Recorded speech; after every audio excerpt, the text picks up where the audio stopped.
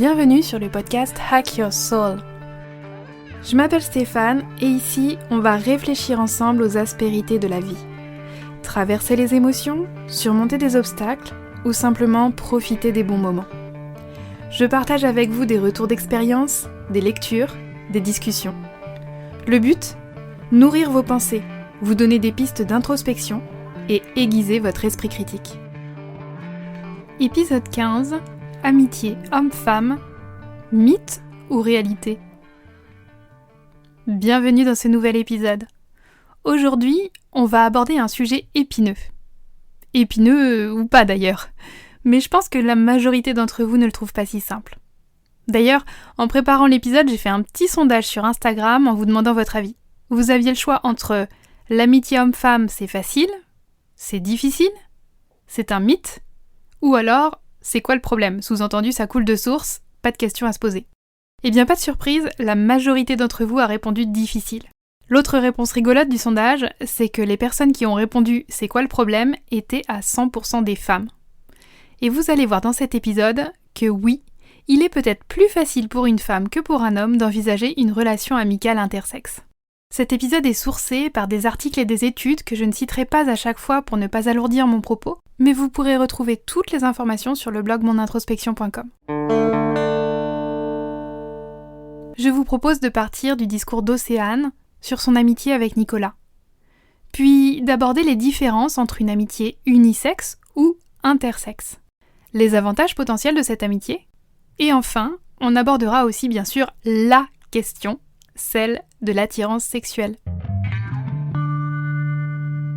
Océane et Nicolas, une amitié intersexe. Vous le savez maintenant, j'aime bien partir d'exemples particuliers pour nourrir la réflexion. Je vais vous parler aujourd'hui d'Océane. Elle a une 40aine d'années. Océane fait de l'aviron régulièrement et a noué une amitié avec Nicolas. Ils se sont d'abord rencontrés autour de ce sport, puis ça s'est élargi. Ils ont essayé une salle de musculation ensemble, puis des cours de danse. Ils se voient régulièrement et peuvent aussi se retrouver certains midis pour aller déjeuner. Ils se voient donc plusieurs fois par mois. Et voilà ce que dit Océane de cette relation. Avec Nicolas, on s'est rencontrés à l'aviron.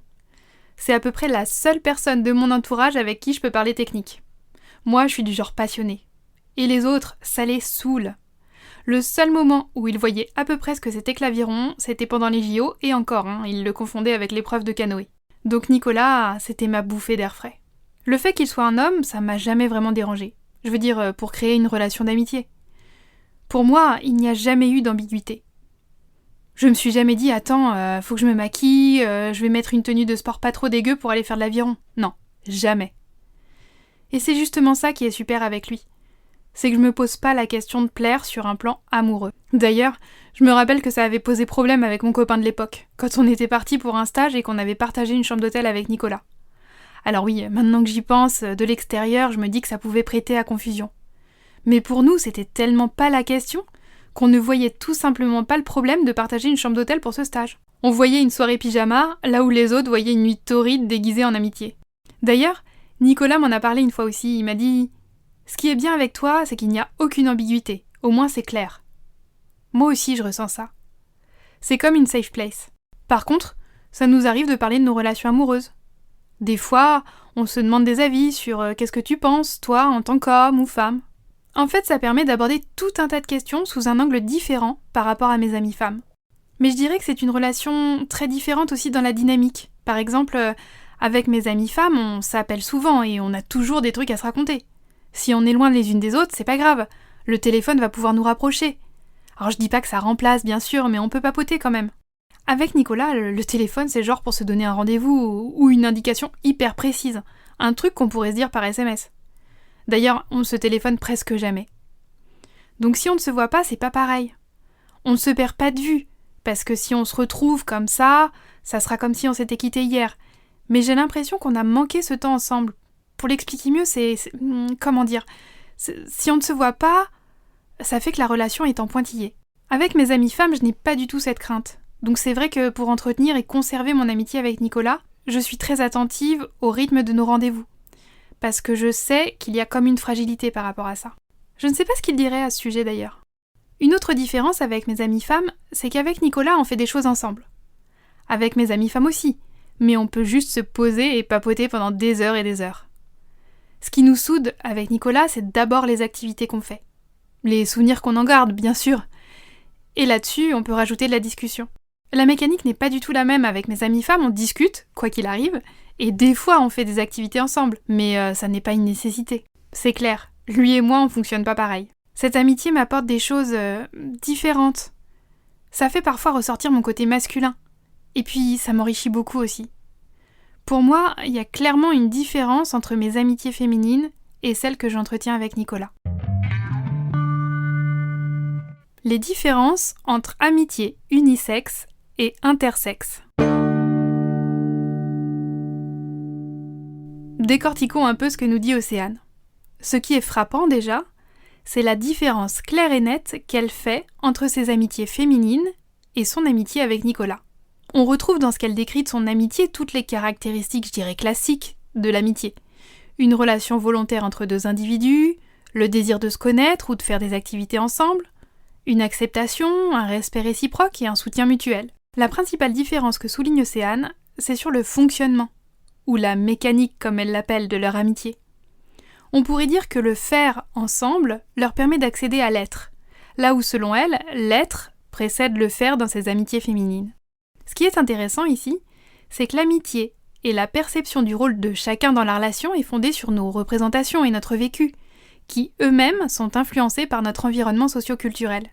Et quand je parle ici de vécu, j'y inclus les opinions, les expériences personnelles, la construction de son identité, les sentiments, les émotions, etc., etc. Ce qu'on peut dire d'un point de vue sociologique, c'est que le vécu de chacun détermine en partie sa vision du monde, mais aussi son interprétation du monde. Mais ce qu'évoque ici Océane, en termes de différence de genre et des rôles attribués à chaque sexe, a aussi été le résultat d'une étude grecque dont vous pourrez trouver la référence sur le blog. Les personnes interrogées parlaient elles aussi de ces différences entre les amitiés féminines et masculines. Ce qui fait dire aux auteurs que notre identité de genre sexuée, autrement dit le fait d'être un homme ou une femme, fonde l'organisation et la compréhension de l'expérience quotidienne et notamment de l'amitié. L'amitié masculine serait basée sur des interactions plus superficielles et principalement le partage d'activités communes, alors que les amitiés féminines seraient principalement basées sur le contact et la communication intime. C'est d'ailleurs ce qu'Océane souligne quand elle parle de son usage du téléphone pour papoter avec ses amies femmes, chose quasi inexistante avec Nicolas. Alors bien sûr, tout ça, c'est aussi influencé par les stéréotypes sociétaux, faisant partie de notre apprentissage précoce des rôles sociaux de chaque sexe. Pourtant, même si ces différences sont citées à plusieurs reprises par les participants de la fameuse étude grecque, elles ne semblent d'abord pas insurmontables, et surtout pas si radicales qu'elles n'y paraissent. Au-delà de la différence homme-femme, il est certain aussi que la personnalité de chacun, les traits de personnalité, influencent la relation quelle qu'elle soit, amitié ou non. Il y a des personnalités qui vont favoriser une relation empathique, qui ont tendance à s'effacer, ou à donner plus ou moins de place à l'autre personne. Avantage de l'amitié homme-femme. Par rapport à la question posée dans cet épisode, à savoir est-ce que l'amitié entre hommes et femmes est un mythe ou une réalité, on a pu voir que dans le cas particulier d'Océane, la relation intersexe pouvait être réalité. Mais nous savons aussi que le cas particulier ne peut pas être généralisé. Alors assistons-nous, ça et là, à la dissémination de cas particuliers qui favorisent l'amitié intersexe et la mettent au devant de la scène de la société, comme une possibilité? Est-ce que ce sont simplement des exceptions? Et alors, est-ce que le regard de la société est en train de se modifier sur l'amitié homme-femme? Eh bien, la réponse à la dernière question, c'est oui. Le regard de la société serait bel et bien en train de changer.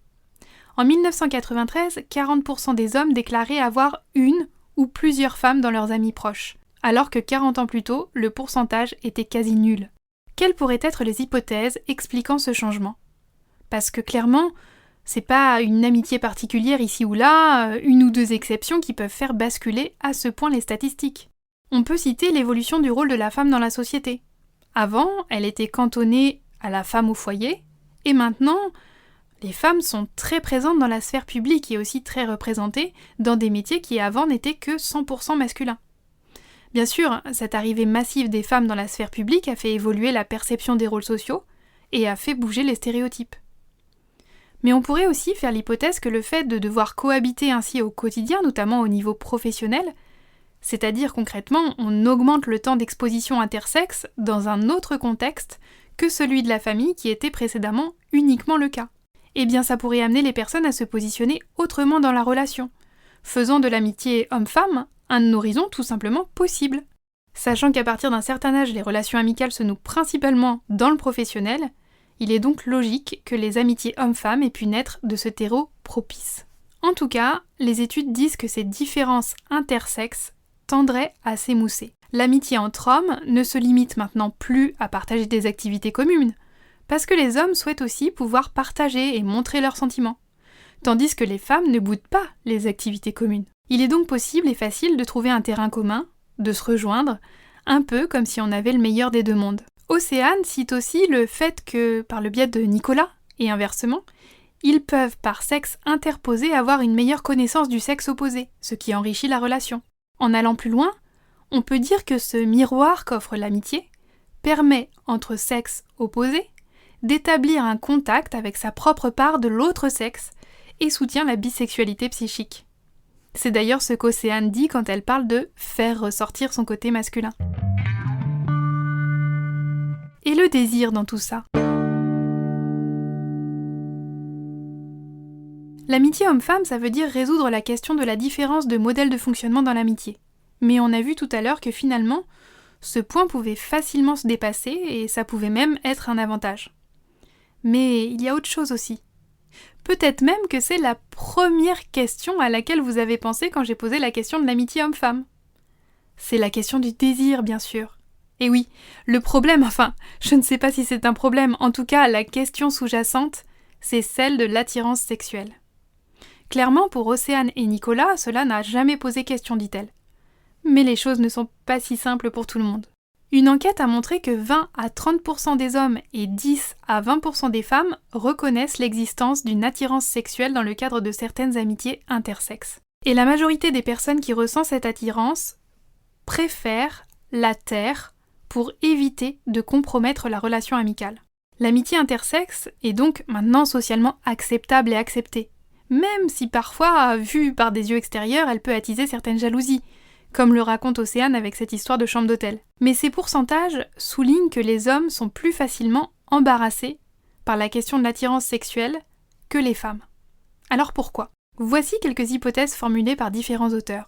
La première hypothèse, c'est que les hommes adopteraient une attitude ambivalente à l'égard de leur amie femme, car la représentation qu'ils ont en eux oscillerait entre celle de l'objet sexuel et celle du compagnon social.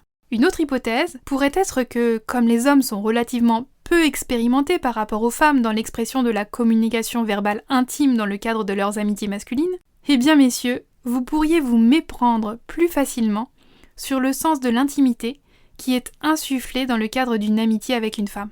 En clair, si je suis un homme qui entretient une relation amicale avec une femme, je peux interpréter son attitude et sa proximité comme le message « je suis attiré sexuellement par toi », au lieu de le comprendre comme « on est en train de construire une intimité amicale ensemble ».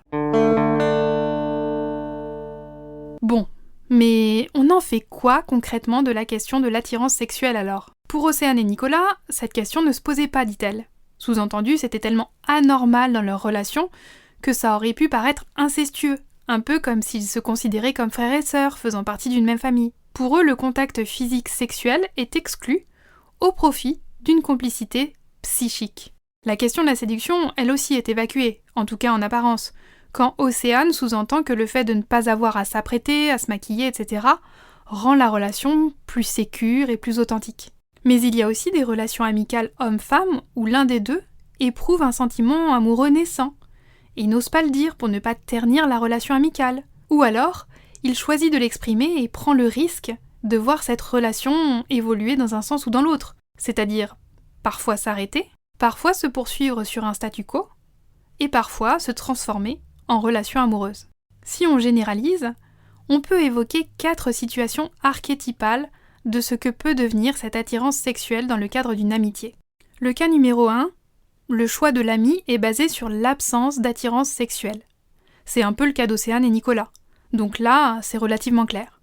Le cas numéro 2, il y a une attirance sexuelle, mais la personne qui la ressent va négocier avec elle-même pour conserver le caractère platonique de la relation.